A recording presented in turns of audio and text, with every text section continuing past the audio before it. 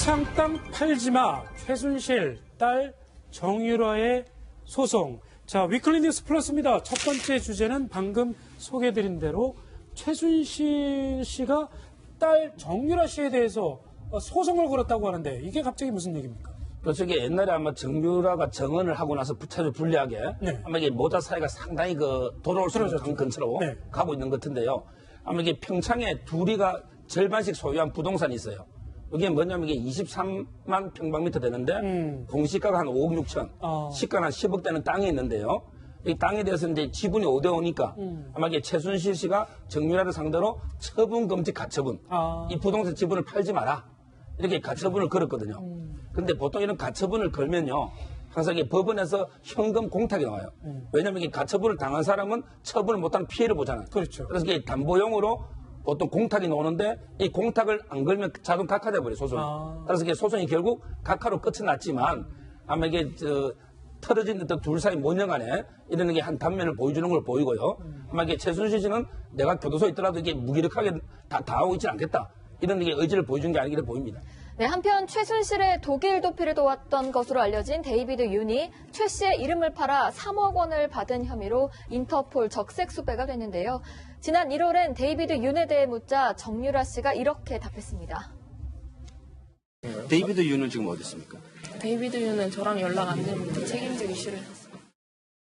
네, 김 교수님. 네. 그 검찰이 데이비드 윤의 독일 현지은행을 갑자기 동결을 해달라 이렇게 요청을 했다는 소식이 전해졌습니다. 그러니까 알선 수재로 사기 혐의로 재판이 현재 진행될 수 있는 상황으로 보이는 거고요. 네. 그러니까 데이비드 윤 같은 경우는 과거부터 사기 행각들이 계속 있었던 것으로 드러나고 있습니다. 그러니까 2013년도 같은 경우에는 안종범 전 수석의 명함을 팔아갖고서는 실질적인 사기 행각에 관여했다는 얘기들이 나오고 있는 만큼 네. 데이비드 윤에 대한 소재를 좀 확보하고 그리고 나서 국내에서의 사기 재판들을 이어가려고 하는 모습들을 보이는 것 같고요.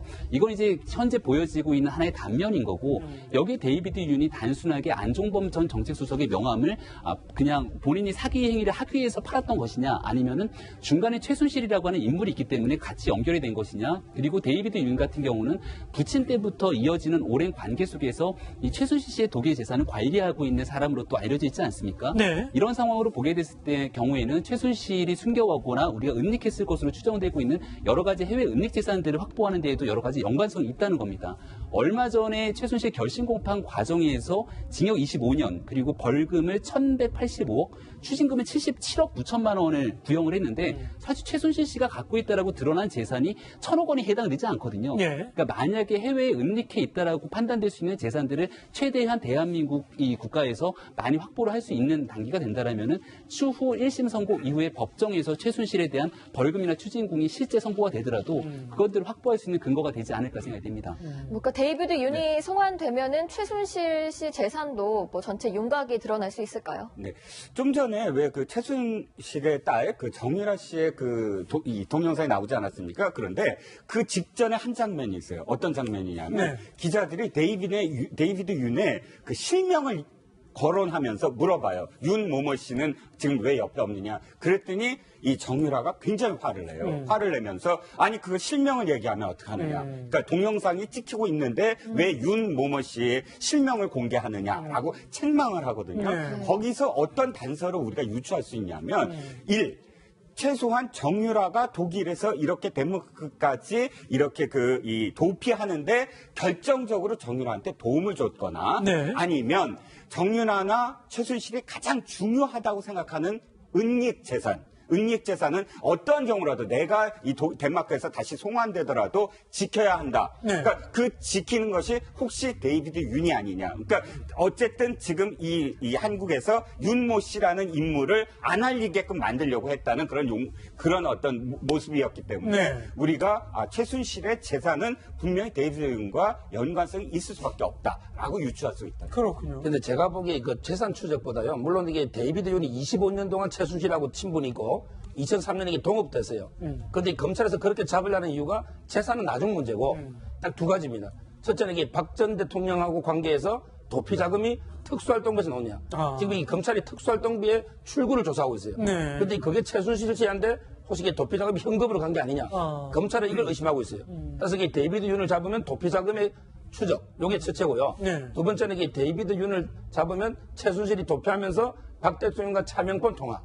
바로 이게 차명폰으로 계속 대통령과 주고받은 이런 이게 내역을 통해서 공동관계를 입증하기 위해서 제가 보기에 가장 큰 거는 박 전 대통령의 재판. 그렇군요. 근데 최순실 재판 때문에 지금 이게 결사적으로 잡으려고 하는 거죠. 네, 데이비드 윤 결국은 박근혜 전 대통령까지 연계가 돼 있다. 이런 분석까지 나오고 있습니다. 자, 두 번째 위클리 뉴스 플러스 어떤 소식일까요?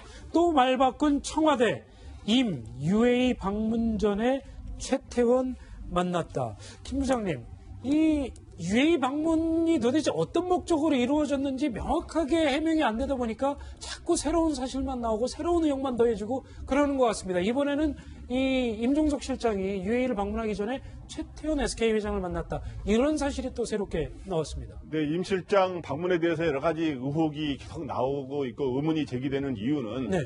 처음에 이제 방문 목적을 이게 파병 장병들을 격리하기 위한 것이었다 이렇게 했고 또 나중에는 양국 간의 파트너십을 강화하기 위한 것이었다 이런 이야기도 나왔고 예. 그다음에 대통령 서신을 전달하기 위한 것이었다 이런 이야기도 나왔고 또 박근혜 전 대통령 정부로 인해서 소원해진 관계를 복원하기 위한 것이라는 여러 가지 좀 보완하게 되는 측면도 있고 좀 다른 이런 해명이 한 서너 번 이렇게 나오다 보니까 한국당 계속 이렇게 문제를 제기하고 있는 것이죠. 그런 와중에 좀 잠잠했더니 최태원 회장과 12월 초에 만난 뒤에 그 12월 9일 날 이제 그 가지 않았습니까?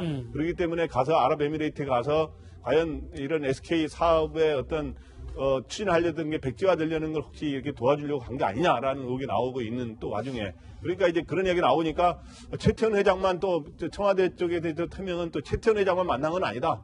또 다른 기업의 또 주요 관계자와 또 임원과 네. 만난 적도 있다 이렇게 이야기 나오고 있는데 아마 그런 거는 그때 아마 정의선 현대차 부회장을 그 광주에 그때 이제 야구 경기가 있을 때 네. 이렇게 공개적으로 만난 적이 있거든요. 그런 것들을 염두에 두고 한 얘기가 아닌가 생각이 됩니다. 네, 설이 또 더해지는 와중에도 청와대는 의혹을 일축했는데요. 한병도 정무조석의 얘기 들어보시겠습니다.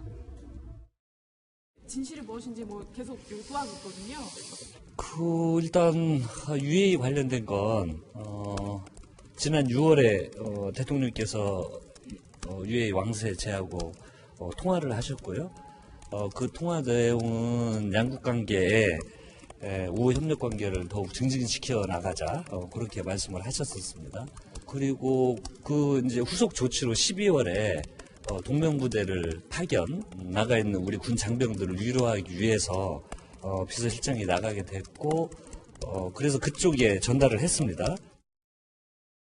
네, 결국 임종석 실장의 UAE 방문 목적 앞으로 해명이 될 수 있을지 잘 모르겠습니다만 임종석 비서실장이 한 매체를 통해서 결국 입장을 내놨습니다. UAE 방문을 하면은 밝혀질 것이다. 이게 무슨 의미로 받아들여요? 그게 어떤 뜻이냐면 내년 초에 당시에 그 배석을 했던 그때 만났던 배석이 네. 아니라 그 아랍에미리트에서 만났던 칼둔 그러니까 그 아부다비 행정처장인데 사실을 들여다보면 원자력 바크라 원자력 이 총 책임자죠 원전 그 책임자가 방한을 할 것이다. 네. 그러면 아마도 칼둔 그 행정처장이 방한을 하면 다 밝혀질 게 아니냐라는 그런 이야기인데 사실은 속 시원한 어떤 해답은 될 수가 없죠. 왜냐하면 네. 그 실제로 방한할지 방한해서 또 이것과 관련해서 의혹을 풀어줄 수 있는 말을 또 아랍에미리트 측에서 할지는 아직 미지수라는 것입니다. 그렇군요.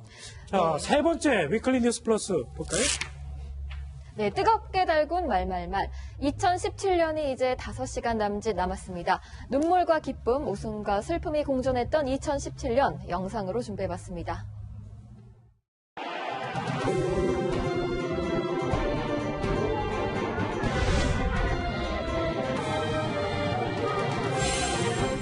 완전히 엮은 겁니다.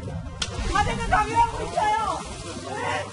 근데 너무 억울해요. 주문 피청구인 대통령 박근혜를 파면한다.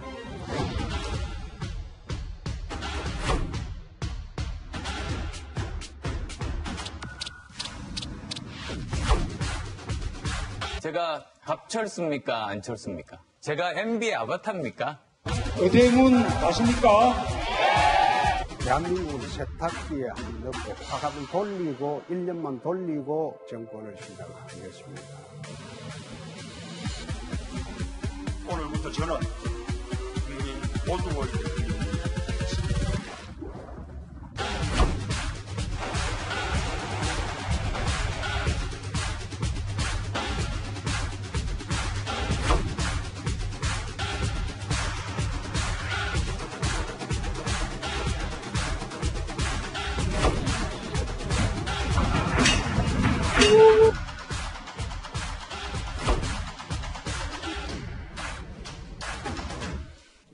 지난 12월 3일 영흥도에서 낚시 여선이 급유선과 충돌하여 뒤집힌 안타까운 사건이 있었습니다.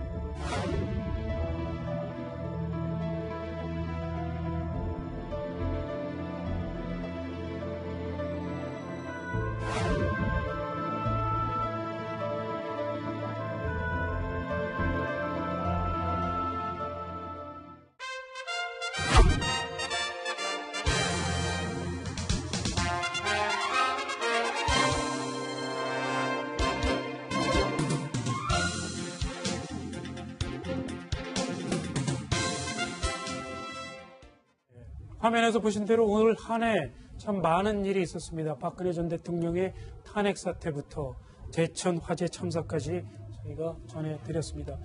앞으로 뭐 많은 일들을 이제 기억을 하실 텐데 네네. 어떤 일이 제일 기억에 남는지 한번 간단하게 좀 말씀 주세요. 저는 북한 도발입니다. 북한 도발이 근 한 10년 동안 벌어질 그런 도발들이 1년 동안 압축돼서 모든 것들을 다 겪었다. 네. 김정남 이복 그 김정남 독살 사건 기억하시죠? 그다음에 원비어 학생 사망한 채로 시신을 그 미국에 네. 돌려주었고 또 6차 핵실험에다가 거의 한 달에 2번 정도 미사일 실험을 했어요. 이런 북한 도발이 이제는 너무 그 만성화됐고 네. 그러니까 내일에 그 신년사에 만약에 또다시 도발에 대한 어떤 이야기를 한다면 참 걱정이 많습니다. 그렇군요. 자, 서 변호사님 어떠십니까? 저는 이게 탄핵을요, 우리 반만년 역사의 가장 큰 사건으로 봅니다. 이제까지 이게 역사를 보면 정권 교체는 전부 이게 총칼이나 아니면 이게 투표로 됐잖아요. 근데 재판으로 정권이 개최된 건 처음이고요. 네. 따라서 이게 저는 이번 판결이 우리 법치와 민주를 강화하는 계기가 되기를 바랍니다. 네, 김광선 부장님 전해주시죠. 예, 올해는 한 10년 동안 벌어질 일이 압축적으로 벌어졌는데 그럼 내년에는 새해에는 무슨 일들이 벌어질까? 관전 포인트가 제가 보기에 5가지입니다. 네. 북한의 도발이 과연 어떻게 되느냐? 그 다음에 지방선거 결과가 어떻게 되느냐? 이명박 전 대통령은 박근혜 전 대통령이 이어서 어떻게 되느냐? 네. 개헌 문제가 어떻게 되느냐? 정계 재편이 어떻게 되느냐? 이 5가지를 초점으로 보면은 새해가 보일 것 같습니다. 그렇군요. 네. 자, 김 교수님. 저는 뭐 올해 굉장히 안타까운 사건들이 많았는데 제천 화재 참사, 영도 낚싯배 사고, 그리고 포항에 있었던 지진들 이런 안타까운 사고가 2018년도에는 다시는 발생하지 않도록 우리 모두가 좀 힘쓰는 한 해가 됐으면 좋겠습니다. 네, 자, 오늘 말씀은 여기까지 듣겠고요. 저희는 잠시 후에 돌아오겠습니다.